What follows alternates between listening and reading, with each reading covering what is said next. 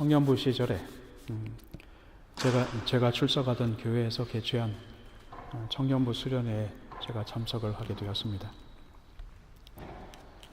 경기도 광주의 수려하고 아담한 수양관에서 그 당시에 개척한 지 얼마 되지 않았던 시절의 옥하는 목사님을 강사로 모시고 100여 명의 청년들이 모여서 참으로 아기자기한 추억을 만들면서 5박 6일의 수련회를 치렀습니다. 그때 저는 청년부 회원이면서 성가대원으로 봉사하고 있었습니다.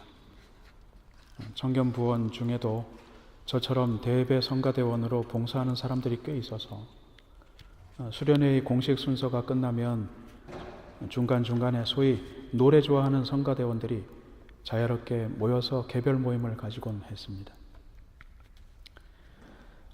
아름답게 해가 지는 그 모습을 바라보던 그 어느 날 저녁에 제 옆에 앉아있던 한 선배가 문득 이렇게 말했습니다.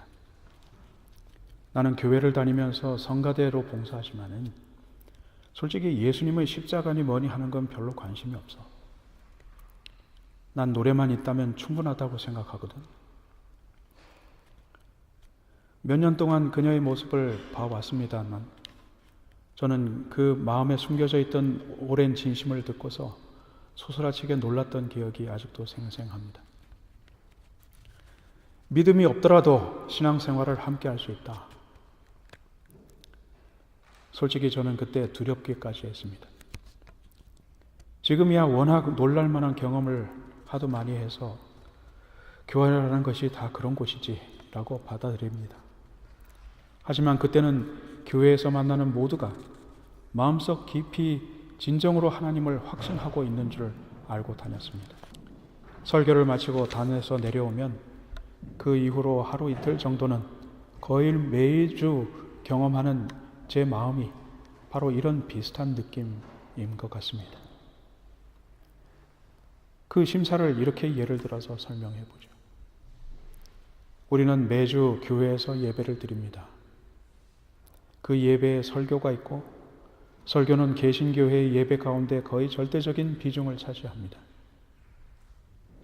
예배가 기본적으로 하나님께 드리는 의식입니다마는 설교는 예배에 참석한 회중들에게 들려주시는 하나님의 선포이고 거기에 복음과 위로와 견책 등등의 내용이 들어있긴 합니다. 그래서 설교는 예배에서 이렇게 큰 비중을 차지한다고 봐야 하는 것이겠죠. 어쨌든 이 설교가 서 있는 근거는 성경의 이야기, 즉 텍스트입니다. 이 설교를 들으면서 우리는 하나님께서 성령을 통해 깨우치시는 그 말씀을 우리 삶에 비춰보는 것이죠. 근데 말이죠. 이런 생각을 해보셨습니까? 우리는 이 성경의 내용이 틀림이 없고 사실 그대로 기록되어 있는 것을 믿는가? 이 질문은 굉장히 중요합니다. 우리가 예배 가운데 하나님의 임재를 기원하며 그분의 살아있는 말씀으로서의 성경을 묵상하고 있는데 이 성경의 말씀이 진리인지 아닌지를 확신하지 못한다면 예배 자체의 의미가 송두리째 허물어질 수밖에 없기 때문입니다. 누군가의 말을 듣고서 열심히 달려가고 있는데 그 말이 사실이 아닌 것을 뒤늦게 깨달았습니다. 얼마나 허무하겠습니까? 하지만 제가 보기에 요즘의 세태는 그렇지 않습니다. 사람들은 말합니다. 그 말이 사실이 아니면 어때? 내가 좋아서 선택한 건데. 그래요. 그 말이 사실인지 아닌지는 중요하지 않을 수도 있죠. 그 말을 들으면서 판단하고 결정한 건 바로 나니까요. 이런 태도는 성경을 대할 때도 드러납니다. 이에 따르면 성경이 진리인지 아닌지 사실인지 아닌지는 중요하지 않죠. 설교를 듣거나 성경 말씀을 읽을 때 내 마음이 어딘가 울렸고 그래서 내가 움직였다면 그것이 더 중요하다고 생각합니다. 성령이 진리인가 사실이 아닌가 하는 것은 중요하지 않다는 것입니다. 이런 태도는 내 마음의 근거가 진실이냐 아니냐, 내 믿음의 근거가 진실이냐 아니냐 하는 문제에는 관심이 없는 것입니다. 내가 바라던 말, 내가 듣고 싶었던 말이냐 아니냐, 이것이 중요하다는 것이죠. 극단적으로 말하자면 이것은 자기 자신이 하나님, 즉 신이 되려는 태도입니다. 이것이 문제인가요? 문제라면 어디에 문제가 있는 걸까? 간단히 말하자면 이렇습니다. 믿었던 자신마저도 무너진다면 그때는 정말 아무런 대책이 없는 태도라는 것입니다. 어쨌든 우리는 이 문제를 부여잡고 진지하게 물어야 합니다. 오늘 들은 설교, 오늘 읽은 성경이 과연 진리일까? 오늘 들은 이 말씀이 참이고 진리이며 하나님의 권위에 근거한 거라면 그러면 어떻게 해야 하는 것이죠? 하나님이 살아계시고 그분이 세상을 지으셨고 그분의 아들이 이 세상에 오셨다 등등 성경이 말하는 이런 사실들이 그야말로 진실이라면 진리는 그 자체로 서 있지 않습니다. 진리는 듣는 사람들에게 하나의 분명한 반응을 요구합니다. 이것이 성경이 말하는 진리의 독특한 성격입니다. 하나님은 사랑이십니다. 그의 사랑은 당신이 지으신 피조물의 타락을 팔짱만 끼고서 지켜보게 하지 않습니다. 움직이게 합니다. 그래서 간섭하게 합니다. 때로는 진노하게 합니다. 때로는 탄식합니다. 마침내 당신의 아들을 사람의 형상으로 보내시고 그를 십자가에 매어 달리도록 하십니다. 이렇게 능동적인 진리의 속성은 그 진리를 듣는 사람들에게도 마찬가지로 드러나게 됩니다. 진리를 듣는 사람은 반응합니다. 그 말씀에 놀라고 믿고 그것을 자신을 향한 하나님의 메시지로 인정합니다. 그리고 그 말씀을 자신의 삶에서 그대로 살아냅니다. 그리고 마침내 그 진리와 함께 하나님과의 영원한 교제를 누립니다. 그러므로 진리는 듣는 자에게 받아들일 것을 요구하는 것이고 그에 따라서 살 것을 요구하는 것이죠. 우리는 이것을 진리에 대한 전적인 헌신이라고 지난주에 생각해 본 바 있습니다.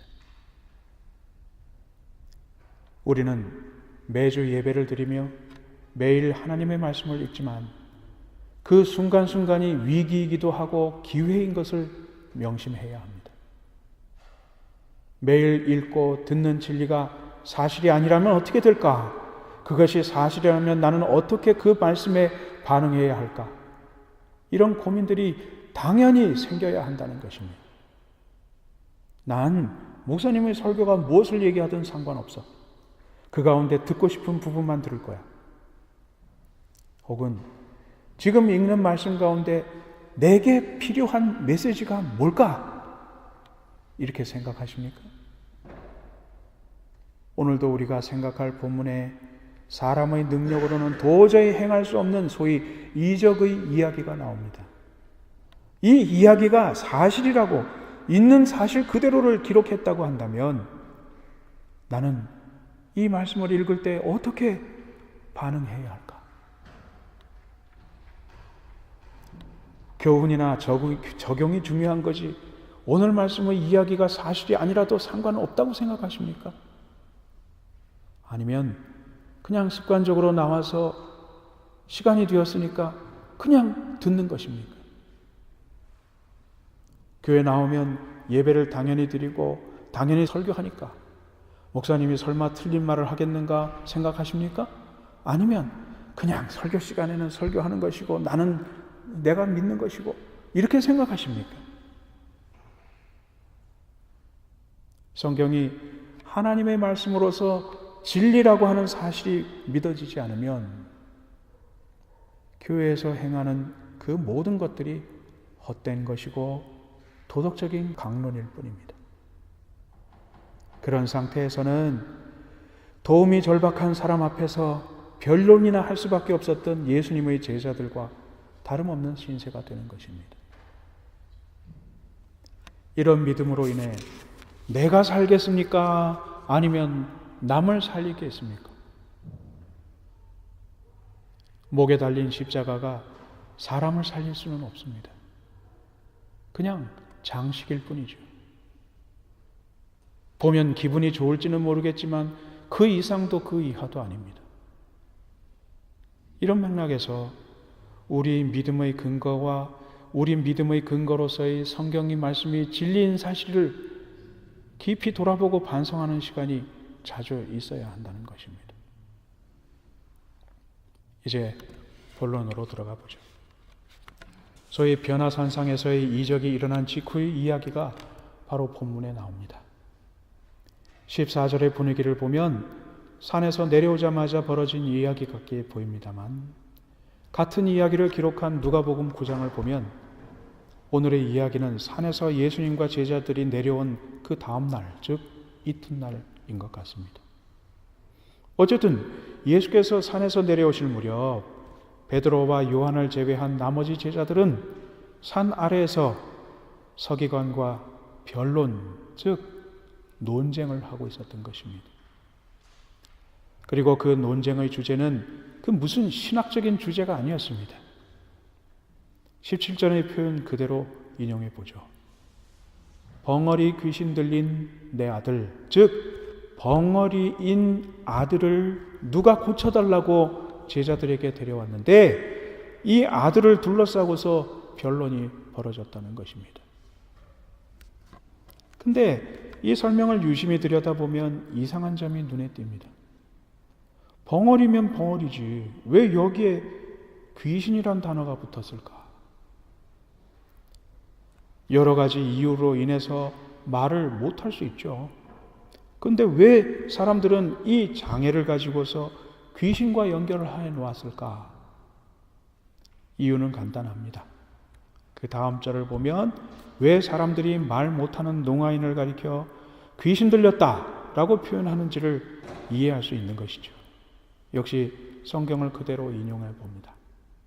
귀신이 어디서든지 저를 잡으면 거꾸러져 거품을 흘리며 이를 갈며 그리고 파리하여 가는지라. 귀신이 이 사람을 지배하면 그 순간 그 자리에서 거꾸라져서 경련을 일으키고 이를 갈며 거품을 입에 뭅니다. 그 결과로 이 사람은 날이 갈수록 살이 빠집니다. 바로 이 때문에 귀신이 들렸다라고 사람들이 말했던 것입니다. 의학적인 관점에서 본다면 간질성 질환이라고 봐도 무방하겠죠.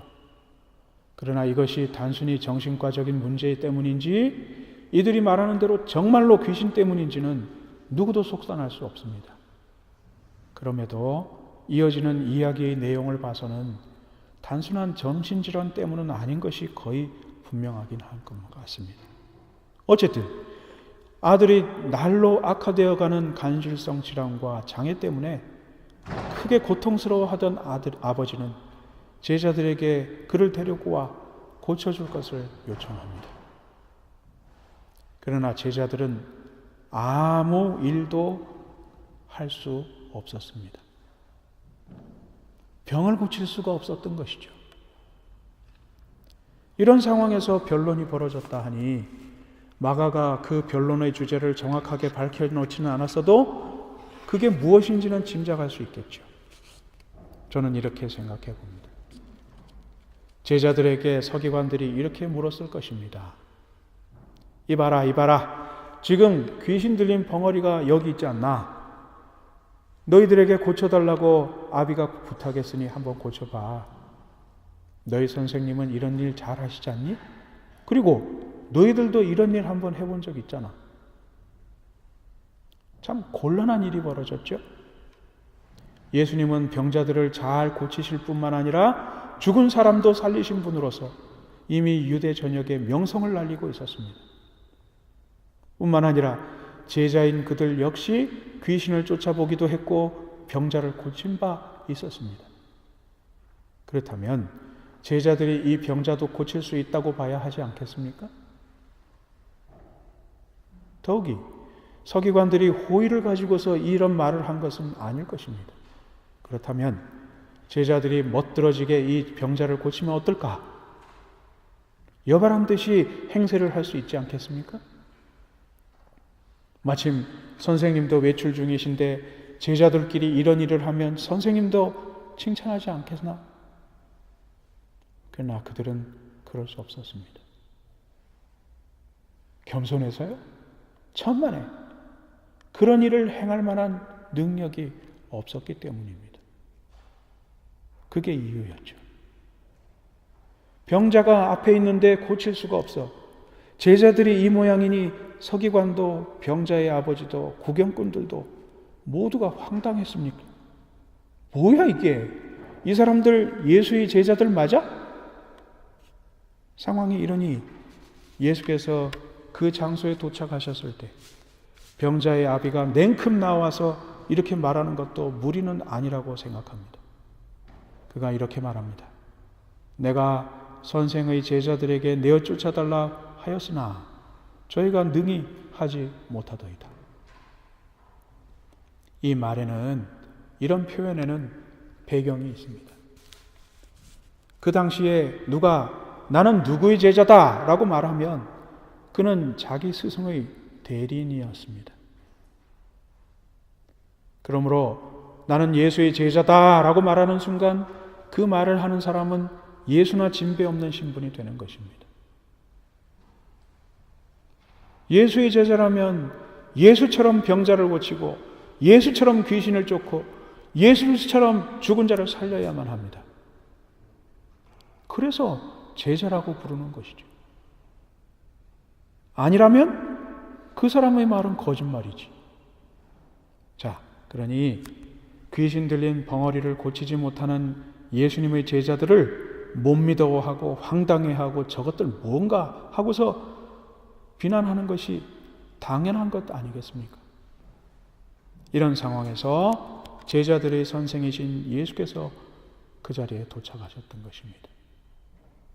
그런데 마가복음 9장 15절의 기록을 보면 이 시끄러운 현장에 당도하신 예수님을 맞이하는 무리의 반응이 실로 예상 밖이었습니다.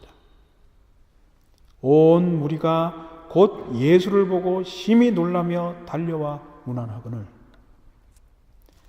예수님을 아무리 좋아하고 존경해도 그렇지 심히 놀라다니. 우리말 성경에는 그 이유를 알만한 단서가 없습니다.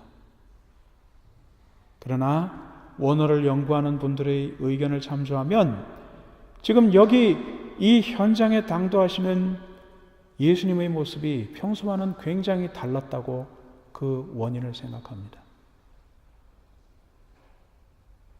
이들은 소위 변화산상에서 전날 있었던 그날의 광채가 아직 예수님의 몸에 남아 있었기 때문일 것이라 말합니다. 시간 관계로 더 이상은 언급하지 않겠습니다마는 이런 빛나는 광채를 가지신 모습으로 현장에 나타나신 예수님을 보면서 거기 있던 모든 이들이 한껏 기대를 한 것만은 확실한 것 같다는 것이죠. 어쨌든 이 딱한 사정을 확인한 예수님의 말씀은 이럽니다. 믿음이 없는 세대여, 내가 얼마나 너희와 함께 있으며 얼마나 너희를 참으리요. 예수님의 눈에 보이는 이 세대의 특징이 있어요. 그것은 믿음이 없다는 것입니다. 그리고 이 사실이 예수님에게서는 너무나도 안타깝고 아팠습니다. 이 안타까움은 예수께서 얼마 전부터 자신의 죽음을 예고하기 시작한 마당이라 더욱 가중되었습니다.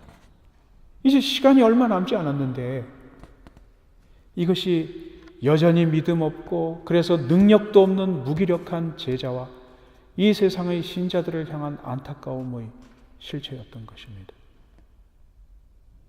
그러나 어쨌든 지금으로서는 병자를 살릴 만한 유일한 해답이신 예수님 자신이 직접 나설 수밖에 없었습니다. 예수께서 이렇게 명령하십니다. 그를 내게로 데려오라. 예수님의 명령에 따라 귀신 들려 고통하는 벙어리가 예수님 앞에 도착했습니다. 이때 병자는 땅에 엎드려 거품을 물고서 이를 갈며 불렀습니다. 귀신 쫓는 권세가 없는 사람에게는 귀신의 능력을 실감하는 두려운 광경이었겠죠. 그러나 예수님에게는 달랐습니다. 자신의 마지막을 예감한 귀신의 발악이었습니다.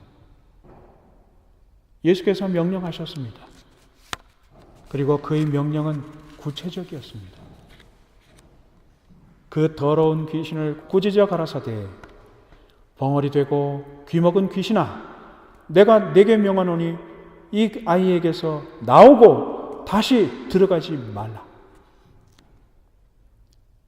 귀신은 즉시 그의 명령을 따라 쫓겨나갔고 이제는 다시 그에게로 들어갈 여지마저 사라져 버렸습니다.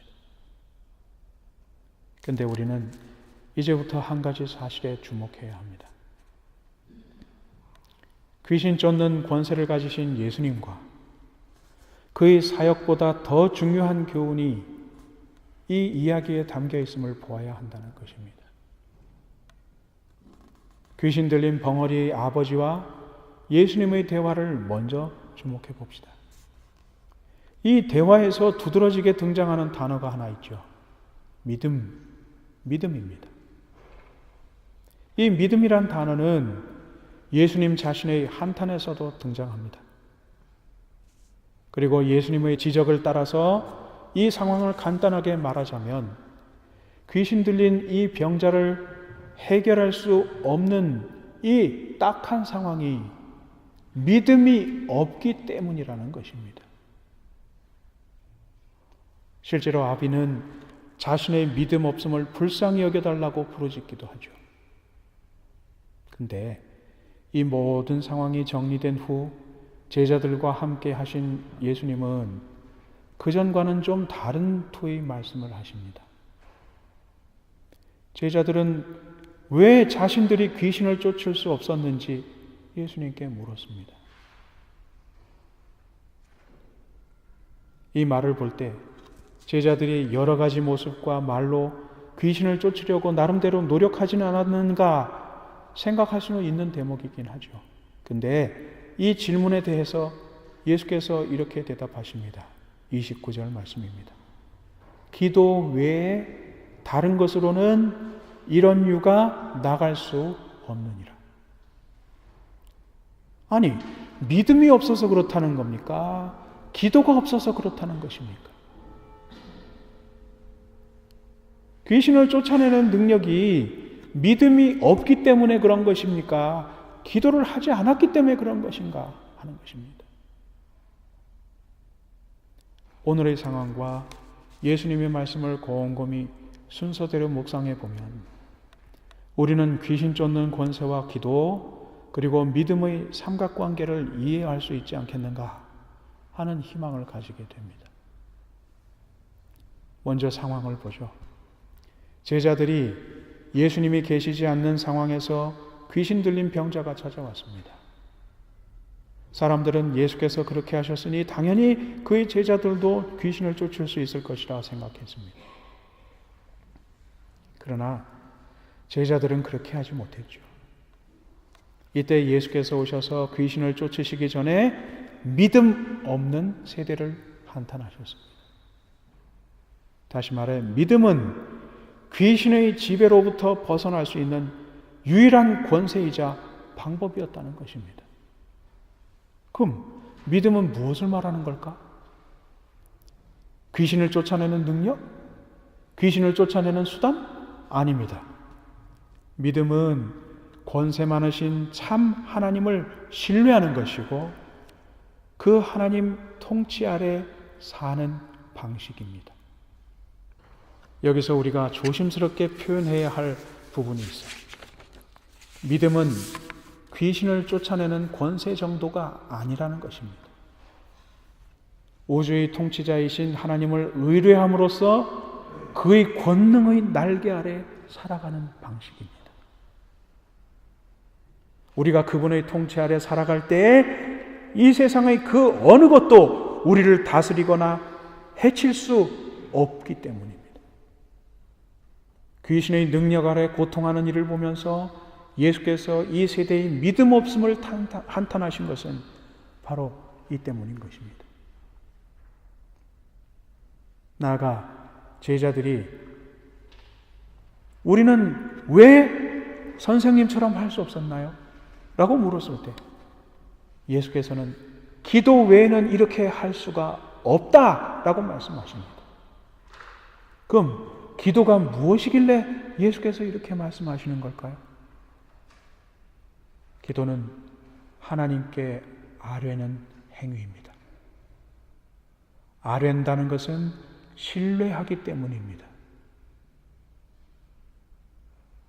우리가 우리 자신의 문제를 안고 하나님 앞에 기도로서 나아가는 것은 능력이 많으신 그 하나님께 그 문제를 의탁한다는 표현입니다. 그러므로 기도한 사람은 기도의 내용에 포함되었던 염려와 근심은 주께 온전히 맡겨버리고 오직 감사함과 소망 안에서 삽니다. 바로 이때 하나님께서 움직이시는 것이죠. 이것을 기도의 원리라고 말할 때에 우리는 기도와 믿음의 관계를 이해할 수 있습니다. 하나님의 권능을 믿는 사람은 반드시 기도합니다. 기도할 때 하나님의 능력이 드러난다는 뜻입니다. 사랑하는 여러분, 우리는 사실 새삼스럽지 않은 이 결론으로 오늘의 말씀을 마치려고 합니다. 그러나 그 전에 우리는 한 가지 무거운 깨달음을 마음에 새겨야 할 것입니다. 세상은 우리가 예수 믿는 사람인 것을 압니다. 우리가 믿는 예수께서 어떤 분이신지를 대강이라도 압니다. 그들은 종종 우리에게 이렇게 물을 것입니다. 네가 예수만 믿는 사람이라며? 그럼 이럴 경우 너는 혹은 나는 어떻게 할지 믿는 사람으로서 얘기해 줘 봐봐. 네가 예수 믿는 사람이라면 우리 이웃들이 이런 전제를 달고서 우리가 예수님의 제자인 것을 증명하기를 원한다면 우린 어떻게 대답해야 할까? 저는 저 자신을 두려움으로 돌아보는 가운데 오늘의 말씀을 마치려고 합니다. 베드로전서 3장 15절의 말씀입니다. 너희 마음에 그리스도를 주로 삼아 거룩하게 하고 너희 속에 있는 소망에 관한 이유를 묻는 자에게는 대답할 것을 항상 예비하되 온유와 두려움으로 하라. 같이 기도하겠습니다.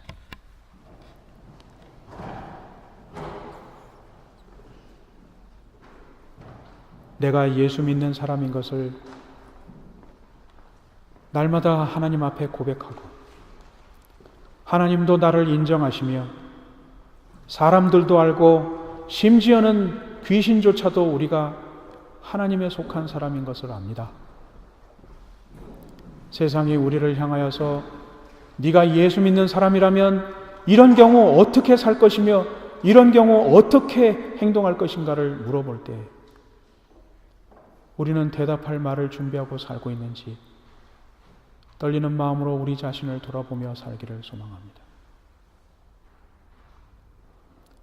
믿음은 기도하게 하고 기도는 능력을 부릅니다. 이 단순한 사실을 우리가 알면서도 하나님께 기도하지 않고 하나님의 능력을 믿지도 않고 하나님의 능력을 체험하지도 못한 채 우리가 그리스도의 사람이라고 말하며 살아가는 이 딱한 처지를 불쌍히 여겨주시기를 원합니다. 주여, 우리가 교양으로 하나님을 믿는 것도 아니고 남들이 믿으니까 따라서 예수를 믿는다고 말하는 것도 아닌 것을 압니다. 주여, 우리가 죽은 사람을 살리며 귀신을 쫓아내며 병든 자를 고치며 죽어가는 사람에게 희망을 주는 예수 믿는 사람으로서의 권세를 소유하며 살아가기 원합니다. 그저 무늬만 신자가 아니라 능력으로서 신자인 것을 증명하는 사람으로 예수를 믿기를 소망합니다.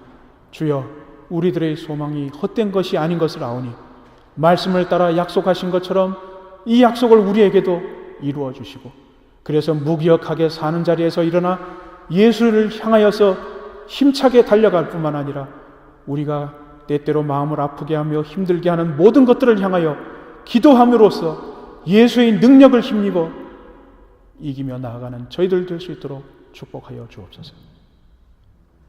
언제나 우리가 예수 믿는 사람이라는 사실로 말미암아 우리 마음이 끓어오르고 우리 마음속에 예수의 능력을 체험하고자 살아가고자 하는 열망이 있게 하여 주셔서 기도하게 하시고 소리질러 하나님을 부르게 하여 주셔서 우리가 세상을 멋지게 살아가는 이 세상의 사람들이 될 수 있도록 축복하여 주옵소서.